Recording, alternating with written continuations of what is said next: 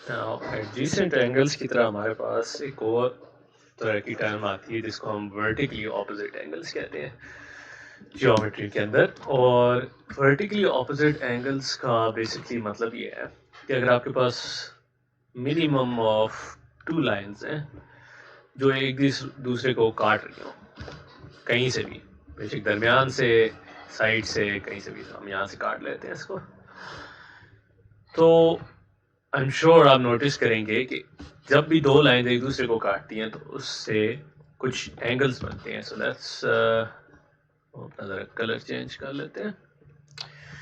So let's do, हमारे पास 4 angles हैं, right, and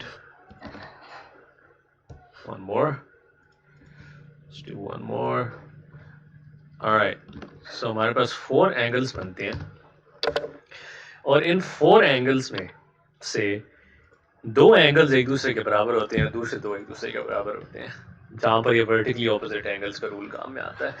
so ये रूल हमें कहता है कि जब 2 लाइंस एक दूसरे के साथ कट करें, एक दूसरे को कट करें, तो जो ऑपोजिट एंगल्स होते हैं वो एंगल्स इक्वल होते हैं, या इन अदर वर्ड्स जो आमने सामने वाले एंगल होते हैं। सो रेड का ऑपोजिट एंगल होगा पिंक।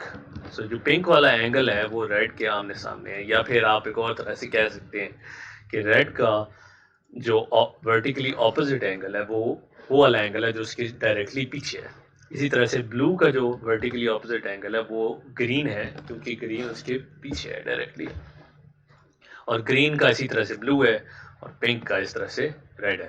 दैट मीन्स कि अगर रेड फॉर एग्जांपल 20 डिग्रीज था तो फिर पिंक भी 20 डिग्रीज है, और ये बाकी के दोनों एंगल ब्लू और ग्रीन वाले आपके हो जाएंगे, that would be 360 minus 40, 20, and that would be 160, 160 दोनों के दोनों, and I'll explain why in a second.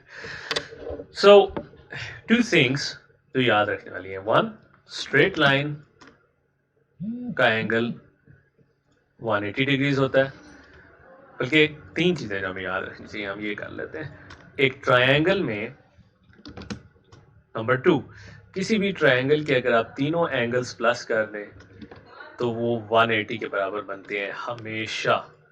Okay, तो अगर ये A है, B है, ये C है, तो A plus B plus C 180 बनेंगे हमेशा। और अगर दो लाइन एक दूसरे को कट कर रही हैं, अगर आप वो चारों एंगल्स उसके प्लस करते हैं तो वो बराबर बनते हैं, लेट्स से हम A B C D कहते हैं इन्हें, तो A plus B plus C plus D हमेशा होंगे 360 डिग्रीज। बिकॉज अगर आप नोट करें तो यहाँ अगर हम इन चारों को मेजर करें तो एक सर्कल बन रहा है, और एक सर्कल हमेशा 360 डिग्रीज का होता है। सो 3 things, straight line 180 degrees, triangle में तीनों एंगल्स को प्लस कर दें 180, और दो लाइंस एक दूसरे को काटें, उनके सारे एंगल्स प्लस किए जाएं तो 360 डिग्रीज। ऑलराइट, इन तीनों चीज़ों को माइंड में रखते हुए अगर हमें पता था कि ये दोनों 20 डिग्रीज हैं, तो हम इसकी मदद से ब्लू और ग्रीन एंगल्स भी निकाल सकते हैं। क्यों? क्योंकि अगर हम 360 में से 20 माइनस कर दें तो हमें मिल जाएंगे ये दो एंगल्स, और हमें पता है कि ब्लू और ग्रीन एंगल्स दोनों एक जैसे हैं, इक्वल हैं। दैट मीन्स अगर हम उनको 2 से डिवाइड करते हैं तो हमें बारी बारी दोनों एंगल्स मिल जाएंगे। तो अगर ये बन जाता है 320,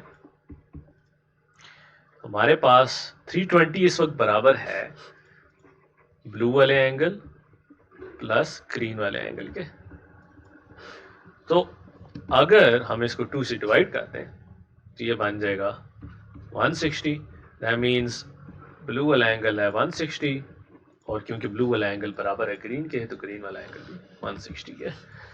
राइट, दैट्स वन वे। एक तरीका तो ये है पता लगाने का। एक और ट्रिक भी है। दो लाइंस बनाते हैं, लेट्स से 2 लाइंस اس طرح سے بنا لیں رائٹ. اس کو میں کہتا ہوں کہ جی یہ ہے 40 اوکے اینڈ آپ نے بتانا ہے کہ یہ پنک والے اینگلس کتنے ہیں.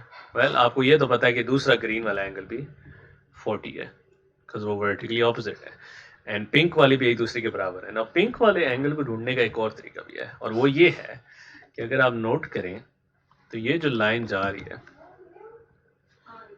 یہ لائن ایک سیدھی لائن ہے میننگ پنک والا اینگل کو اگر ہم اے کہہ لیتے ہیں تو اگر میں اے کے اندر 40 ایڈ کروں تو اس کو برابر ہونا چاہیے 180 کے بیکاز ہمیں پتہ ہے کہ ایک اسٹریٹ لائن 180 ڈگریز کے برابر ہوتی ہے رائٹ.